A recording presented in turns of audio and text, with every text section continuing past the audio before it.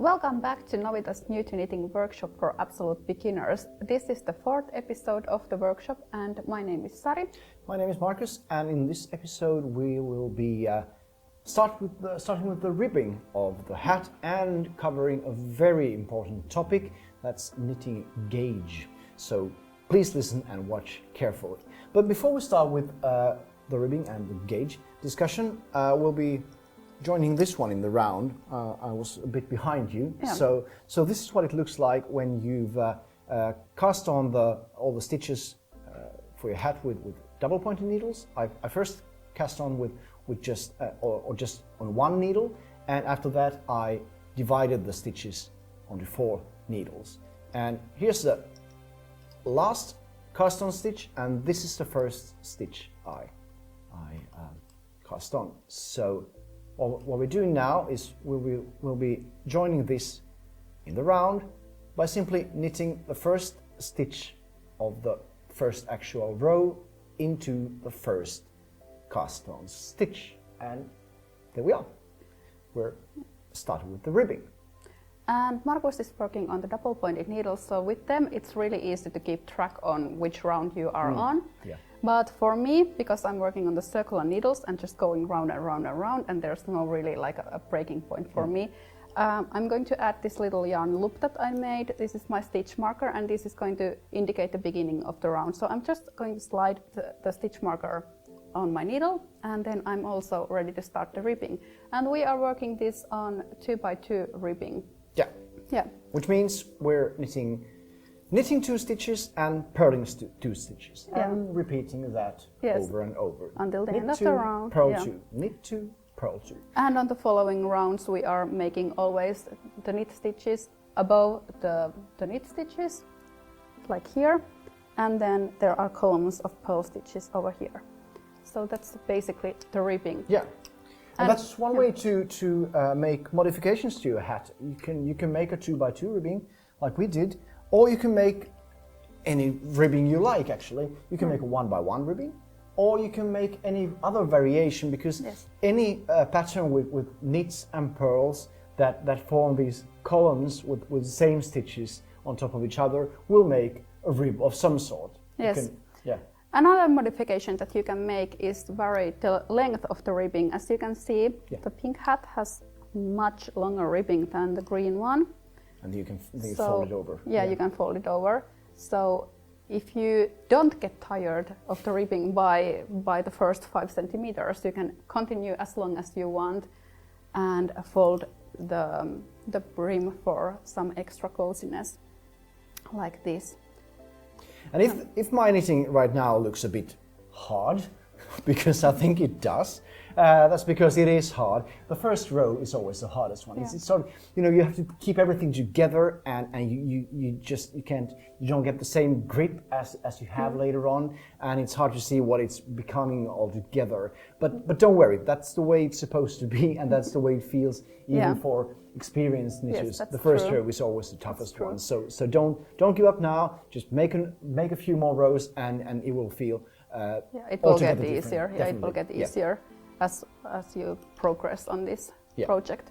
And ribbing, of course, is made just to make the hat look like a hat. We're just used to having a ribbing in a hat, but it's also made, of course, for better fit. Yeah. Right. The ribbing usually is a very stretchy stitch pattern, and it's used for cuffs, for hems, for collars, and also from hat brims. So it will fit your head better and snugly. Great. Yeah. Okay, but how do you know which size your knitting project will be? I mean, okay, in this pattern we have different sizes, but you can't figure out the exact size by the pattern, of course, can you? No, you can't.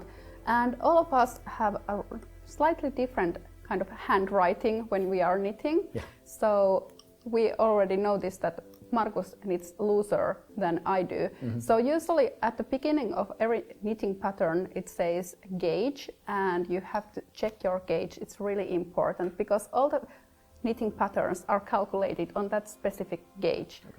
So what does a gauge mean? Well, gauge means simply how many stitches you need in order to obtain a certain length or width or height of knitting, and it's usually expressed as a number of stitches per 10 centimeters or 4 inches.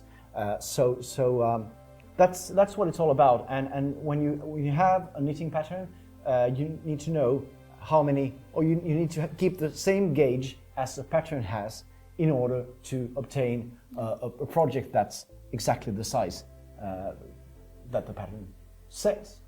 Yeah, we made these little swatches for you to show the difference. So I have 3 different swatches.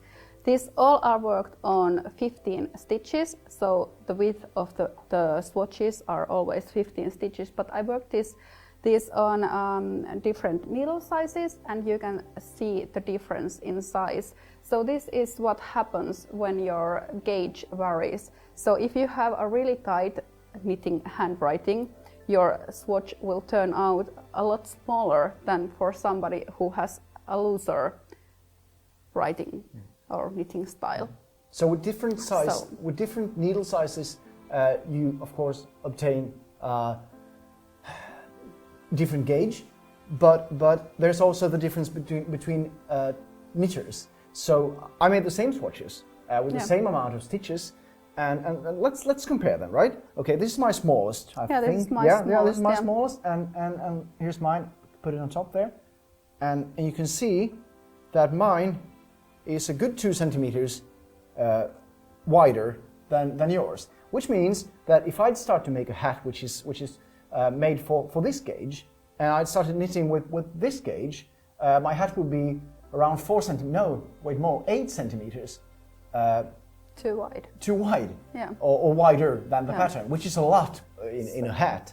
So that's why you need to check your gauge, and the best way to check your gauge is to make the swatch. We won't be covering it all now in this episode, but we got a great article on that on our New to Knitting website, so please read it before you start, and please make sure to make the swatch. It's a bit boring, but it's well worth it. So, and it's also a great way to learn the stitch patterns that you are using on the project and familiarize yourself with the yarn and the needles. Yeah, but what should you do if you realize that your gauge is too tight or too loose, and you only have one set of needles, like with the starter pack? For this hat project, we have provided 3 sizes. So if you are planning to make the largest size, one option is to go down on the size of the hat. So if you have wider gauge, then make a smaller hat. Yeah. And of course, vice versa. So if you have a really tight gauge and you're planning on making the middle one, then you can just easily move up 1 notch and make the bigger one, and you'll probably end up pretty right. Another option is to try to knit tighter, but that's usually not a very good option because you can start out by trying to make it tighter or looser, but eventually in a while you'll end up with your sort of natural handwriting anyway. So that's not a great idea. In the starter kit, we have 2 different needle sizes. We have the 10mm needles and the 8mm needles. So you can also try knitting the hat with the smaller needles if you think your handwriting is too loose. Yeah. Okay, that's gauge, and we're well on our way with the ribbing. And in the next episode, we'll be getting to the sort of most zen moment of this hat project. That's the so-called stockinette part, the flat part here, which is really nice to do. That's the topic for the next episode. We'll see you there. Bye.